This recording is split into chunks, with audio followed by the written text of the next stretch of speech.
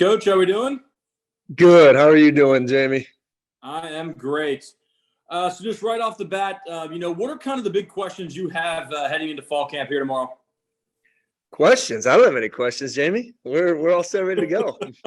I just think I'm focused on the energy that I just felt getting out of a great team meeting and the bonding and the culture that we're building together and the energy and passion of this group. Right. That's where all my focus and energy is flowing right now is the mindset and the makeup. And I just told them I'm really proud of the hard work that they put in this summer. And, my energy and my optimism of what we can accomplish as a group is grounded and founded in their hard work, period.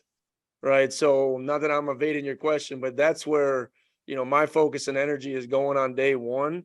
It's about being our best and going out there and collectively doing everything we need to do to make deposits into our team, into each other, and to what we need to do accomplish as a group. So individual battles will happen as camp goes on, and I'll be excited to talk about them then. Right now, I'm just, I'm focused on the energy of the team, the focus of each unit, and what we need to do collectively to be our best. We talked all through spring. There's always the juice players of the day. Were there a couple juice players of the summer? Yeah, there's a couple guys that really changed and kind of manipulated their body and made some great strides. And it's funny, and I talk about it all the time, it's never too late to really dedicate yourself, right? But the longer you wait, the harder it gets. And Renard Bell has been amazing. The energy he brings, the leadership capabilities that he has, and he's 10 to 15 pounds heavier. You look at Renard, he's not just running the way he used to run, but he physically looks different. And that's a big time playmaker that we have back in the fold that a lot of people have forgotten about. And I'm just really excited about him. And talk about juice. When I go juice in the summer, is when people aren't watching. And the guy that I continue to just want to shine a light on is Connor Gomez. He's taken, that offensive line group. He does a lot of things with them in the summer. He's building them together. He's creating accountability. And I'm just really excited about what he's been able to do as a leader. And that's a daily thing. It's through action because he's demonstrating that he's one of the hardest workers in there. And he's already over 290 pounds and just excited for his continued leadership and us following and growing around him. Next question, Colton Clark. Go ahead, Colton. Hey, Jake, how's it going? Good, Colton. How are you? Doing great. Thank you very much. Just kind of, obviously reshaped staff, technically first-year head coach and lots of transfer talent. With a lot of new, how much do you get a sense that you're, kind of a dark horse team and with a chance to surprise a lot of people? And do you kind of relish that, being able to have a chance to surprise the people?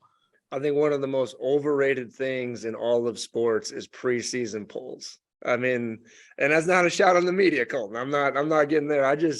It really has nothing to do with the makeup and mindset of how you're trying to attack each week. And I know as Washington State, we're used to being the underdog and maybe being overlooked and all these things, but it really has nothing to do with the focus and attention of what we're trying to accomplish, right? It's all about the belief that we have in this building. It's about knowing that every Saturday we're going to go in with an opportunity to be 1-0, right? And if we prepare the right way, if we have the right energy, we have the right focus, and most importantly, can we execute our job each and every play better than our opponent, we can win those games, right? So, predictions are here and there, and that's, for sports radio and commentators and talk. The real work is going to happen on that field come tomorrow morning. And that's what we're excited about, really focusing on and knowing, that we have enough talent every Saturday to sing the school song that we love to after all of our wins. I know you addressed, positions a little bit. I'm just wondering what aspects of the team maybe positionally do you feel are most stable or solidified ahead of camp, and where will it be maybe a work in progress as we go through the month a little bit more? That really feels like Jamie's questions just reimagined. But they're pretty slick with that. Here's the biggest thing. I really appreciate our veteran leadership. And that's really throughout the whole team. I think we've had a bunch of really leaders step up. I think that's Brennan Jackson. I think that's Armani Marsh. I think it's an incomer and Jordan Lee. I think it's Derek Langford. On the offense side of the ball, Stribb's confidence is continuing to grow. Lincoln Victor is an amazing representative of our program. Connor Gomez, Jared Kingston. I mean, the list keeps growing and growing. Cam Ward, obviously, that I talked about at Media Day. There's just some foundational people in our program that we're excited to lean on, during some adversity that we know is coming at some point throughout this season, right? So everything that we've been working on since January 9th, it's easy to build some things when you do it and you don't face adversity during those moments, right? So now what we have built, can we withstand the storms, right? Because the storms are coming. And I'm excited about attacking each and every situation that comes throughout the season with the core leadership group we have in place. Next question, Travis Green, Prem TV. Go ahead, Travis. Hey, Coach. Good to see you. Haven't been able to see you for a while. How you doing? Even though you probably can't see me. I can. I just get to look at Bill. That's about it. There you go. That's a beautiful mug there. Yeah. Coach, I just want to ask from your standpoint, everything is built up. Fall camp's finally here. Just what's it like to have that right in front of you? There's a lot of preparation and time and thinking and details that go into all of it, and knowing that as a staff, and I think as a player mentality wise, we're set. I mean, there's a lot of excitement, to finally hit that field. I mean, this isn't spring ball. This is here for real. We get 25 practices to get ready for University of Idaho September 3rd, and it's here. It's exciting, and ready to learn and adapt and to keep coaching through everything that happens throughout the course of fall camp and the season. And there's just a buzz about the building today that if you're a football person, which I believe I am to my core, you love fall camp. You love the teaching. You love the time. You love the moments when you're sharing together. There's a buzz through the building today that's pretty special. Thanks, Coach. Next question, Austin Getz, HQ. Go ahead, Austin. Hey, Coach. Just wanted to ask, as we get ready for camp, this is your camp as a head coach. Does it feel any different than in years past when you've worked with a specific position group or as a coordinator? Yeah, I think 100%. Instead of all my effort and energy, going specifically into an opponent and installs and diagrams and practice plans and walkthroughs, you kind of have a new set of the bigger picture. And to have the first opportunity really to shape fall camp in our vision is something that's unique and different, and had an opportunity to take a lot of input. We have a lot of great minds and a lot of great experience on our staff, and be able to put that into a plan that we feel really confident about, one that's going to set us up for success for the long term throughout a great season. So it's a different lens, it's a different feeling, and just excited to really implement the plan really starting tomorrow morning. And how would you best explain to a player who's maybe, a backup or maybe a little bit further down the depth chart, how best to impress you and your coaching staff over the next couple of weeks? The best thing is you're going to get opportunity. I really got this from Coach Bowl, who got it from Tom Osborne, and they've been doing it for a long time, is that, we two-spot really everything we do. You don't learn by standing around, right? You learn by doing, and the biggest thing that I'm going to promise all those guys is you will get your opportunity. Be ready, right? And that's when you get those opportunities to show who you are, how you've improved, because we had a lot of our roster that we're ready to take the next jump.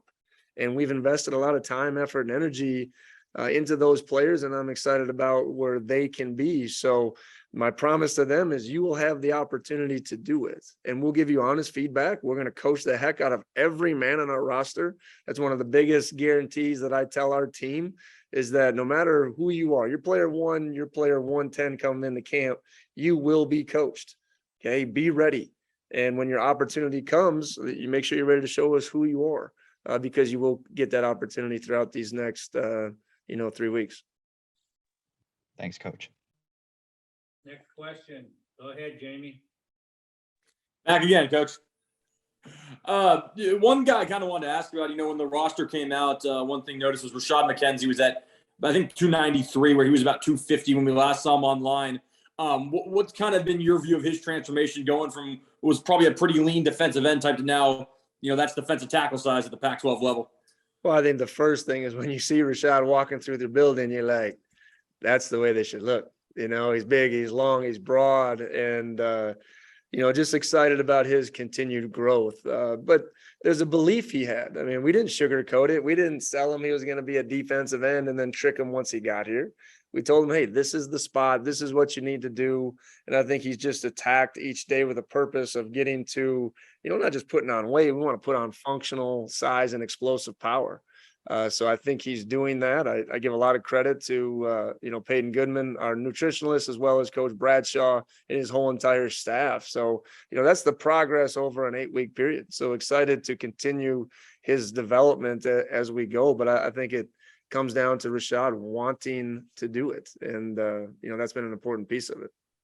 When you're looking at a guy putting on that, that amount of weight in kind of a short period of time, I mean, how do you kind of get it across to the player that, hey, we need you to put on, whether it's 30 or 40 pounds, but, you're not going to do that by eating cake and drinking soda and putting on, the bad weight or the sugar weight, more so the muscle and the good, the protein, the nutritional weight?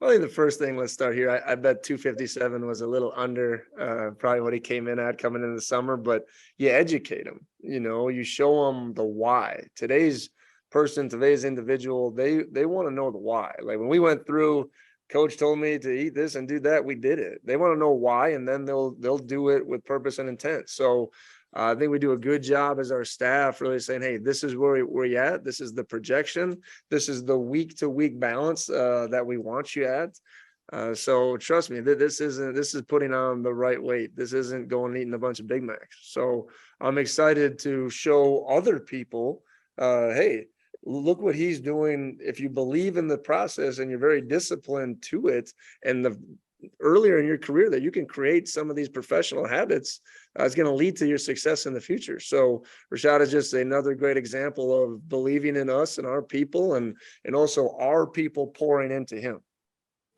We saw a few guys nicked up a little bit during spring ball. Armani and Renard and Quinn were all still coming back from injuries. Are there still guys who are going to be kind of on pitch counts, or guys who won't be available for the start of fall camp? All three of those guys you mentioned will be back ready to go. And I think there's certain guys that absolutely will be on a pitch count. I think once you get over that, 800 to 1,000 live game reps played, there's only so many hits that are in your body. And that's why they give you 110, 110 guys in fall camp. So, but we also have to get the reps necessary to make sure we're ready to compete at the highest level. So a lot of those, live action reps will be a little bit limited for some guys, just more in a very calculated way, and an evaluation standpoint from, some of the other guys. Thanks, Coach. See you tomorrow morning. All right. Sounds good. Travel safe. Next question, Colton Clark, go ahead.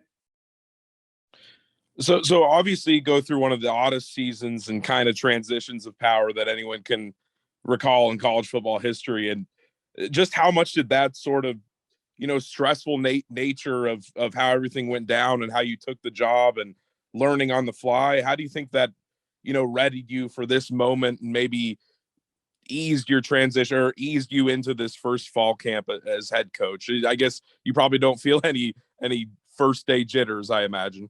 No, I mean, I wouldn't go as that far. I think a good nervous energy is really positive, to be honest with you, Colton. And that's kind of because there's a confidence that's behind, a little bit of nervous energy. And I think that's fun. Like I said, I believe my whole life has worked and prepared me for this moment. Right. So pushing through last year, experience is really, life's greatest teacher, because it gives you a perspective, right? So now I've had an opportunity to really get perspective of what the preparation's like and what it takes, but now to put our stamp on it in the new Wazoo and with new coaching staff, I mean, there's a lot of still details that you have to flow. It isn't just the same staff coming back and doing it again. So, but to your point, I think 100%, I'm going to lean on last season. I think there's going to be a confidence in it.